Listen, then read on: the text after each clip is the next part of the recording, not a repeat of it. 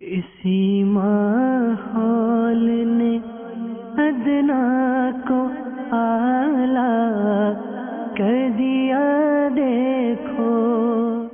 حضرت سیداتنا اسماء بنت ابی بکر رضی اللہ تعالی عنہما سے مروی یہ فرماتی ہیں، رسول پاک صاحب الاولاق سیاح افلاق صلی اللہ تعالی علیہ وسلم نے مجھ سے فرمایا، راہ خدا میں خرچ کرنے سے مت رک ورنہ رزق روک دیا جائے گا۔ یہ صحابیاں کون ہیں؟ صدیق اکبر رضی اللہ تعالی عنہ کی شہزادی ام المؤمنین عائشہ صدیقہ رضی اللہ تعالی عنہا کی بہن اور جنتی صحابی حضرت زبیر بن عوام رضی اللہ تعالی عنہ کی زوجہ محترمہ۔ اللہ اکبر۔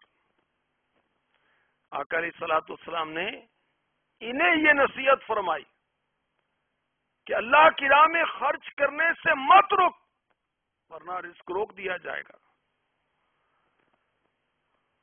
آپ بہت فیاض تھیں، صدقہ و خیرات کرنا بہت پسند کرتی تھیں، شاید اسی فرمان کی وجہ سے پیارے آقا علیہ الصلوۃ والسلام سے دریافت فرمایا، میں زبیر کی آمدنی میں سے یعنی اپنے بچوں کے ابو منصوب شوہر کی آمدنی میں سے کچھ صدقہ کروں تو کیا میرے لیے جائز ہے؟ ارشاد ہوا، جو کچھ ہو سکے دو۔ تو راہ خدا میں خرچ کرنے سے ہاتھ نہیں روکنا چاہیے۔ اللہ تبارک و تعالی برکت عطا فرماتا ہے اور بخل سے برکت اٹھ جاتی ہے۔ حضرت سیداتنا اسماء رضی اللہ تعالی عنہا بہت سخی تھیں، پہلے پہل کچھ خرچ کرتی،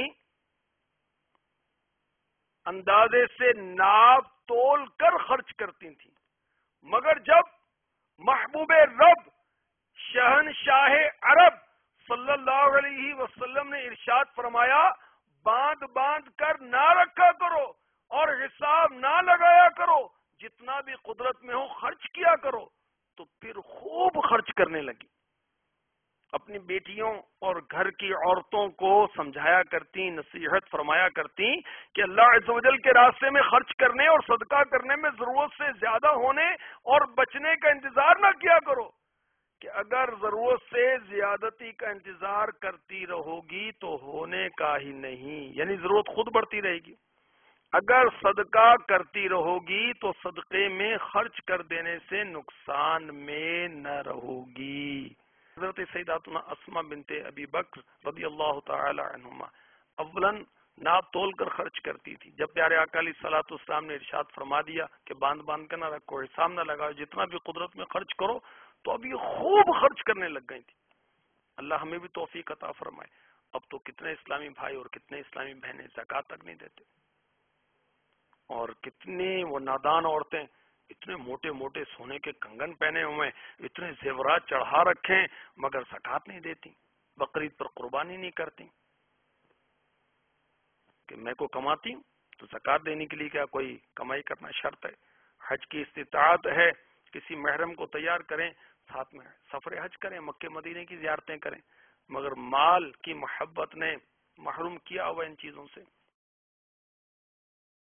تو اللہ کی راہ میں مال خرچ کیا جائے، کم نہیں ہوتا، بڑھتا ہے۔ ترمذی شریف میں میرے آقا علیہ الصلوۃ والسلام نے فرمایا، جو اللہ کی راہ میں کچھ خرچ کرے اس کے لیے 700 گنا ثواب لکھا جاتا ہے۔ اسی ماحول نے ادنا کو اعلیٰ کر دیا۔